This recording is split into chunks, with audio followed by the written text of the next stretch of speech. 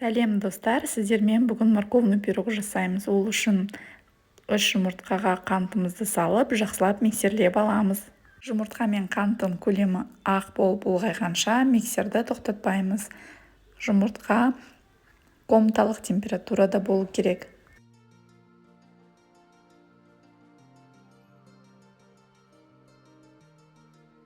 Осы кезде сұйық майды қосып, миксермен бір араластырып аламыз.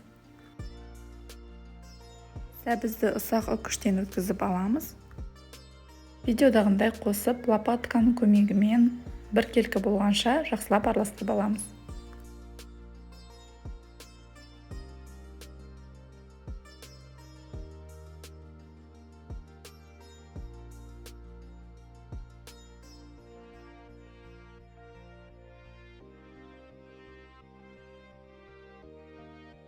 Грек жаңғағын қосамыз.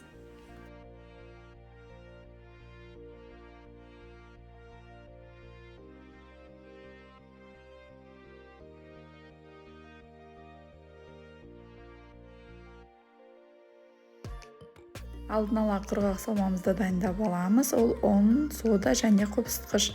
Барлығын бірден салмаймыз. 3 бөлікке бөліп, електен өткізіп, миксердің көмегімен жақсылап араластырып аламыз. Барлығын бірден салатын болсаңыздар, пирог дұрыстап көтерілмей қалуы мүмкін. Творожный сырдың орнына творог қосуға бола ма деп сұрап жатады. Жоқ, болмайды.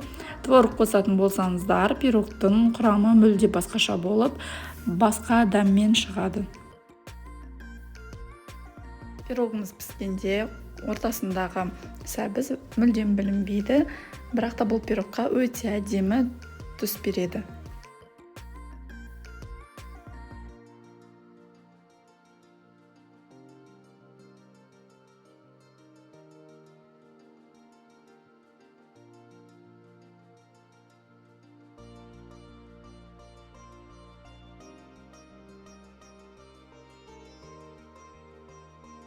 Барлығын араластырып алғаннан кейін екі бірдей ыдыс дайындап алып, бір ыдысқа көбірек, екіншісіне азырақ саламыз.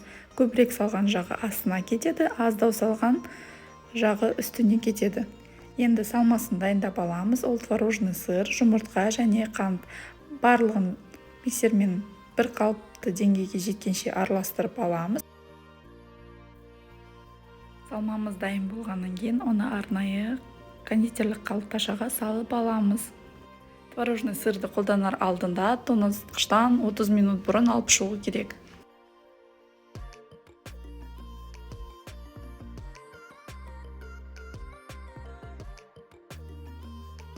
Қамырдың бірінші бөлігін формаға құйып, осылай лопатаның көмегімен жайып шығамыз. Менің формам диаметр 24 см. Арасына творожный сырды осылай домалақ етіп жайып шығамыз. Барлық бөлігіне жағып шықпаймыз, жан-жағынан осындай орын қалдырамыз. Барлығын жайып шығатын болсаңыздар, ол піскенде сыртқа шығып кетуі мүмкін. Екінші бөлігін үстіне салып, лопатаның көмегімен жайып шығамыз. Алдын ала қызып тұрған пеште 30-35 минут 160-170 градуста пісіреміз. Піскеннен кейін әбден суытамыз. Суытпай тұрып, кесуге болмайды, ортасы онда жұмсақ болады. Пирогты жақсылап суытып алдым. Үстін сахарный пудрамен және қалған творожный сырмен әсемдеп шықтым. Сіздер оның сыртын әсемдемесеңіздер де болады, өз қалауларыңызға байланысты. Пирогымыз өте әдемі, өте дәмді және жұмсақ болып шықты. Сіздермен болған Мадина Каркенқызы. Каналыма тіркеліп, лайк басуды ұмытпаңыздар. Ас болсын!